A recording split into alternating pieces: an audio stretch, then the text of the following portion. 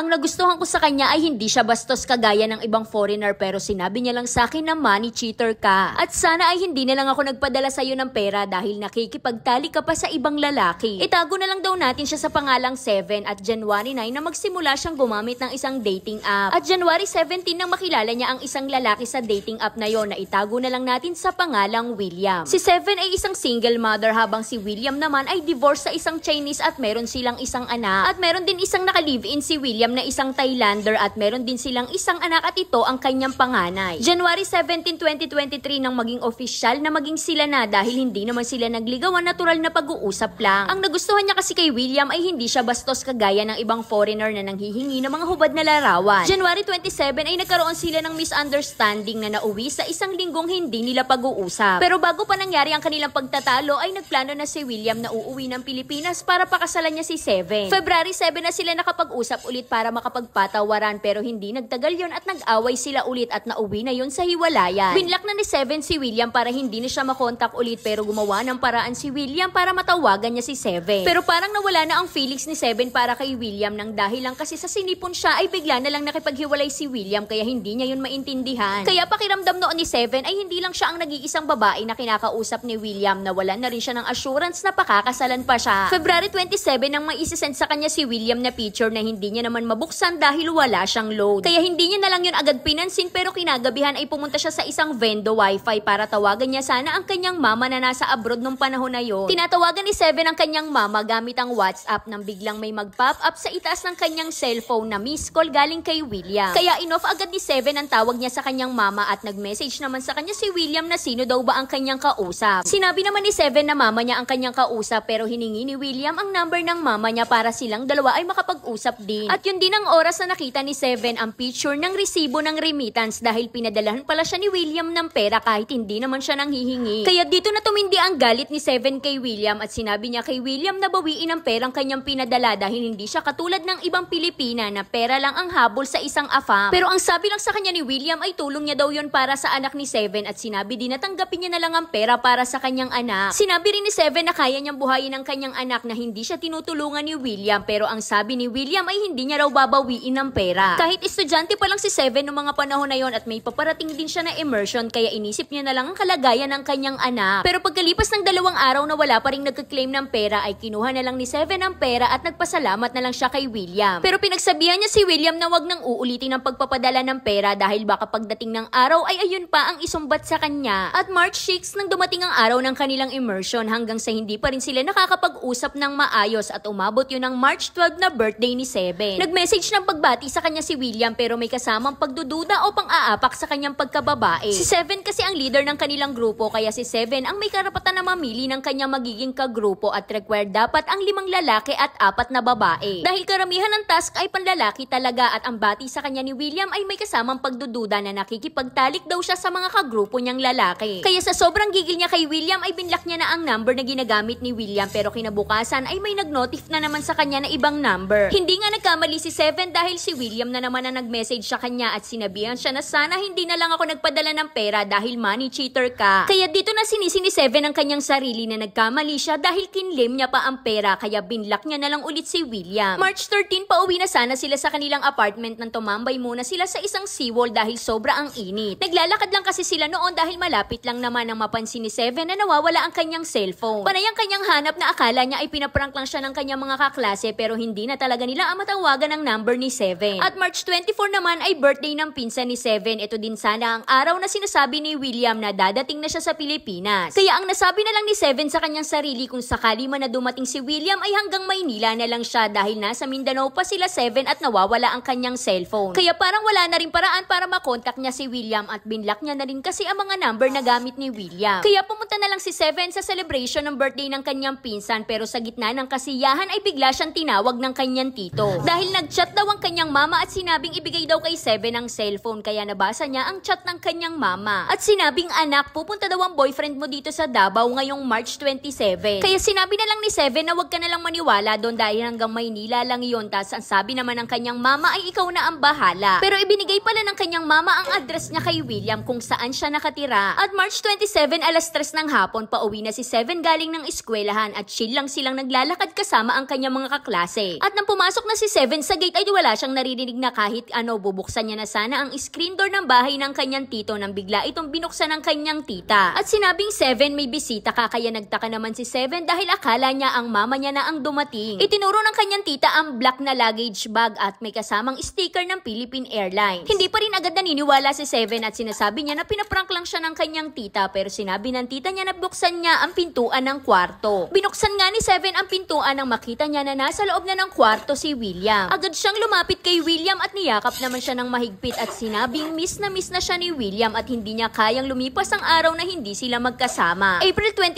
ay kinasal na silang dalawa sa munisipyo, pero April 30 ay umuwi na agad ng Germany si William. Pero makalipas lang ng isang buwan ay bumalik agad si William sa Pilipinas para makasama niya ulit si 7. Kaya sa ngayon po ay mag-iisang taon na kaming kasal at LDR kami ngayon, pero kasalukuyan na po ako naghihintay ng visa ko papunta ng Germany. Kaya sana po ay mapili ang aking kwento. Hanggang dito na lang, Ate Charis!